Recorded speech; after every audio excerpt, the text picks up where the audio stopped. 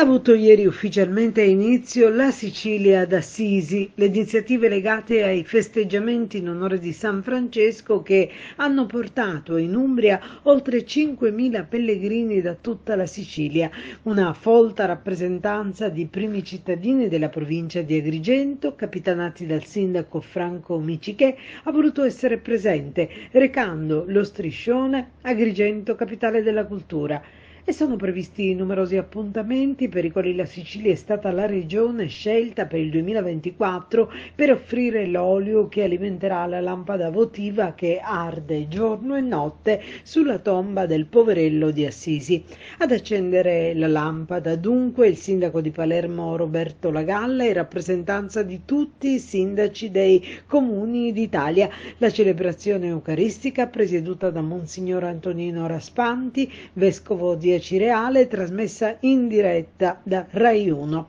Presente il governatore Schifani che ha portato il suo saluto affermando: una Sicilia festante oggi e domani è chiamata ad invadere Assisi in tutte le sue bellezze e tutta la sua sacralità. Portiamo qui l'olio santo, ha detto, per alimentare la fiamma di San Francesco, e poi ha sottolineato una Sicilia fatta da gente per bene che ama il lavoro e che vuole uscire dai temi della disoccupazione, dalla siccità per la quale ci stiamo battendo alacremente sotto il profilo istituzionale, una Sicilia che accoglie, una Sicilia che aiuta chi sta male e che si occupa dei deboli. Questa è la Sicilia che portiamo ad Assisi e della quale siamo orgogliosi, così ha concluso.